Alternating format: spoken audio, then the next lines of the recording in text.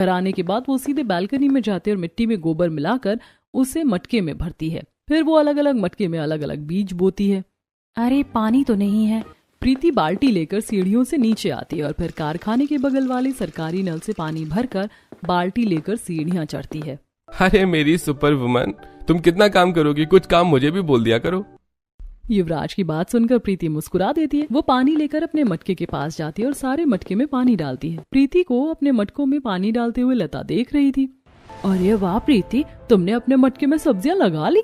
हाँ आंटी, बस 2-3 हफ्ते में इसमें सब्जियां आ जाएंगी। ऐसे ही दिन गुजरते हैं। प्रीति सुबह शाम अपने मटके में बोई सब्जियों में अच्छे से पानी डालती है, रसोई से निकला खाद डालती है और उसकी खूब सेवा करती है। कभी कभी जब उसे अपने पिता की याद आती तो वो अपने मटके वाली सब्जियों से बातें भी करती थी। देखते ही देखते 4 हफ्ते गुजर जाते हैं। एक सुबह जब प्रीति सोकर उठती है तब, यूपी जी देखिए, उठिए ना। क्या देखूं प्रीति? मेरे मटके में सब्जियां उग गई हैं। लौकी, प्याज, टमाटर, ये सब देखने में कितने सुंदर लग रहे हैं। प्रीति की पूरी बालकनी उसकी उगाई सब्जियों से भर गई थी। कहीं टमाटर लटक रहे थे तो कहीं करेले, और छोटे छोटे मटके में ढेर सारी धनिया पुदीना भी हो गई थी। प्रीति अपने मटके में उगी हुई सब्जियों को तोड़कर उससे सब्जी बनाती है। अरे आज सब्जी तो बहुत ही ज्यादा टेस्टी लग रही है। कौन से मसाले यूज किए हैं प्रीति? यूवी जी, ये मसालों का नहीं बल्कि मेरे मटके में उगी हुई सब्जियों का कमाल है, और आज मैंने खाना मटके में बनाया है। इसीलिए तो खाना आज इतना टेस्टी लग रहा है। सच में खाना खाकर तो मजा आ गया।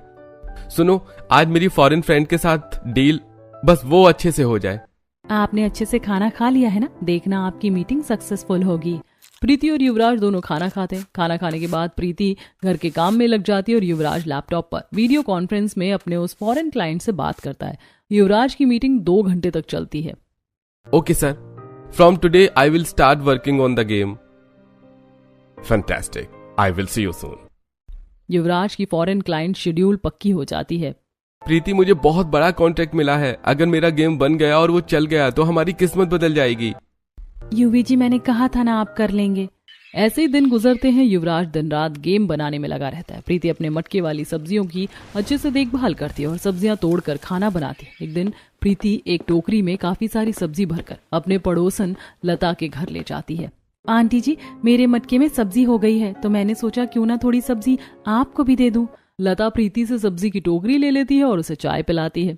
लता के घर पर चाय पीने और थोड़े गप्पे मारने के बाद प्रीति अपने घर आ जाती है। शाम को जब प्रीति अपनी बालकनी में खड़ी थी तब, क्या बात है प्रीति, तुम्हारी सब्जियां तो बाहर वाली सब्जियों से बहुत अच्छी है। मेरे पति तो सब्जी खाकर खुश हो गए। मेरे बच्चे जो सब्जियां देखकर मुंह बनाते हैं वो भी मांग मांग कर सब्जी खा रहे थे। तुम मुझे भी मटके में सब्जी उगाना सिखाना। लता की बात सुनकर प्रीति के चेहरे में बड़ी सी स्माइल आ जाती है। हाँ बिल्कुल, मैं आपको मटके में सब्जी की खेती करना सिखाऊंगी। इस तरह हंसी मजाक करते हुए प्रीति और लता थोड़ी देर बात करती हैं। ऐसे ही दिन गुजरते हैं। अब युवराज का गेम बन गया था और वो लॉन्च भी हो गया था। प्रीति, मुझे बहुत टेंशन हो रही है। पता नहीं मेरा बनाया पी बैटल गेम चलेगा या फिर नहीं। P battle game? ये कैसा नाम है? अरे ये गेम मैं तुम्हारे नाम पर बनाया है, प्रीति का पी। यूवी जी, हाँ पीना। प्रीति और युवराज दोनों गेम लॉन्च से बहुत ज्यादा खुश हैं। एक दिन प्रीति के घर पर एक औरत आती है। तुम प्रीति हो ना? लता ने मुझे बताया था। अब मैं तुम्हारी पड़ोसन हूँ। मैं घर के उस तरफ रहती हूँ। लता ने मुझे तुम्हारी मटके में उगी हुई सब्जियों के बारे में बताया। क्या तुम मुझे भी थोड़ी सब्जी दे दोगी? हाँ क्यों नहीं आंटी। प्रीति एक कैरी बैग में ढेर सारी अलग अलग तरह की सब्जियां लाकर कावेरी को दे देती है। इस तरह अक्सर प्रीति की कोई न कोई पड़ोसी सब्जी लेने के लिए आती थी। प्रीति अपने मटके में उगी हुई सब्जी को अपनी रसोई में भी बनाती और अपने पड़ोसियों को भी देती थी। प्रीति के मटके में उगाई सब्जियों की वजह से अब हमें बाहर से सब्जी लेने की जरूरत नहीं पड़ती। बिल्कुल सही कह रही हो। प्रीति के मटके में उगी हुई सब्जियां खाकर तो अब मेरी सेहत भी अच्छी रहने लगी है। अब सीढ़ियां चढ़ने उतरने में ज्यादा थकान नहीं लगती है। बिल्कुल सही कहा तुमने। उसकी सब्जियां तो बहुत ताजी और ऑर्गेनिक होती है ना, इसीलिए। प्रीति की सारी पड़ोसी प्रीति की मटके में उगाई हुई सब्जियों की बहुत तारीफ करती थी। ऐसे दिन गुजरते हैं। एक दिन युवराज प्रीति को अपनी बाइक में बैठाकर एक बड़े से बंगले में ले जाता है। ये आप मुझे कहाँ ले आए हैं? ये हमारा घर है, मेरा और तुम्हारा। प्रीति, मेरा गेम बहुत सक्सेसफुल हुआ। पी बैटल गेम को लोगों ने बहुत ज्यादा पसंद किया और मुझे इतनी सारी प्रॉफिट हुई कि मैं क्या बताऊं। मुझे बहुत अच्छी जॉब भी मिल गई है। अब हम लोग यहीं रहेंगे। मैं उसे घर से सारा सामान मंगवा लूंगा। प्रीति की आंखों में खुशी के आंसू आ गए थे। उसे विश्वास नहीं हो रहा था कि इतना बड़ा घर अब उसका था और वो इतने बड़े घर की मालकिन थी। यूवी जी, हमारे पुराने घर ने हमारे बुरी वक्त में हमारा बहुत साथ दिया। हम दोनों वहां जाकर अपना सारा सामान वापस लेकर आएंगे और अपने मटके में उगाई सब्जियों को भी मैं यहाँ लेकर आऊंगी। हाँ प्रीति, चलो चलते हैं। प्रीति अपने पुराने घर जाती है और वहां से अपना सारा सामान, मटके में उगी हुई सब्जियां, सब कुछ गाड़ी में रखवा देती है। प्रीति अपने पड़ोसियों से मिलकर अपने नए घर में आ जाती है। प्रीति अपने मटके में उगी हुई सब्जियों को अपने आलीशान बंगले के गार्डन में रखती है। यूवी जी, आपने मेरी जिंदगी बदल दी। मैंने तो ये सब कभी सपने में भी नहीं सोचा था। प्रीति की लाइफस्टाइल पूरी तरह चेंज हो गई थी। एक दिन वह अपनी दोस्त के साथ रेस्टोरेंट में खाना खा रही थी, तभी वो देखती है कि उसकी ननद पायल अपनी दोस्तों के साथ उसी रेस्टोरेंट में है। गाइस, मैं तो अपना वॉलेट घर पर ही भूल गई। आज तुम लोग पे कर दो, मैं किसी और दिन पे कर दूंगी। पायल झूठ क्यों बोल रही है? बोलो ना तुम्हारे पास पैसे नहीं है। मायके वाले तुम्हें पैसे नहीं दे रहे हैं क्या? मैं सच में वॉलेट भूल गई हूँ। तुम लोग कैसी बातें कर रही हो?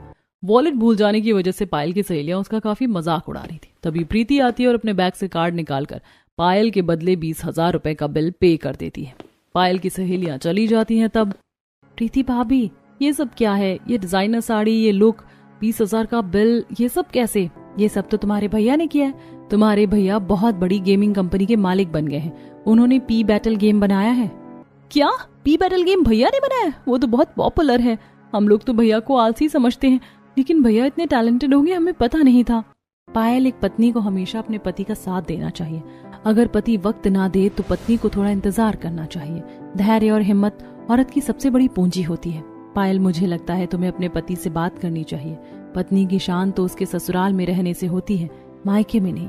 प्रीति पायल को काफी कुछ समझाती है, जिसके बाद पायल अपने पति से बात करती है और उसका पति उसे लेने के लिए उसके मायके आता है। पायल, तू दामाद जी के साथ क्यों जा रही है? हाँ पायल, नंदोई जी तुम्हें टाइम नहीं देते हैं, तुम्हें उनके साथ नहीं जाना चाहिए। ज्योति भाभी, आप तो चुप ही रहिए। आपने मुझे गलत डायरेक्शन दिखाया और माँ, आपको तो मायके में रखने की बजाय मुझे अपने ससुराल में वापस जाने के लिए कहना चाहिए था। प्रीति भाभी ने भैया का साथ दिया तो आज भैया बहुत बड़ी गेमिंग कंपनी के मालिक बन गए हैं। मैं भी अपने पति का साथ दूंगी। अब मैं उनके साथ रहूंगी। इतना कहकर पायल अपने पति के साथ अपने ससुराल चली जाती है। युवराज के बारे में सुनकर उर्मिला को हैरानी होती है। उर्मिला अपने पूरे परिवार के साथ युवराज के नए घर में जाती है। माफ करना बेटा, मैंने तुम्हें हमेशा कम समझा। कभी तुम्हारे इंटरेस्ट के बारे में जानने की कोशिश नहीं की। मुझे ऐसा नहीं करना चाहिए था। और प्रीति, मैंने तुम्हारे साथ भी गलत किया। अगर हो सके तो मुझे माफ कर देना। हाँ प्रीति, हमें माफ कर देना। हमें अपनी गलती समझ आ गई है। प्रीति के ससुराल वाले उससे माफी मांगते हैं और प्रीति सभी को माफ कर देती है। बहुत दिन बाद युवराज भी अपने घर वालों से मिलकर बहुत खुश था। प्रीति सभी के लिए अपने मटके में उगाई सब्जियां बनाती है और फिर उसका पूरा ससुराल उसके हाथ का बना खाना खाते हैं और एक साथ खुशी से रहने लगते हैं।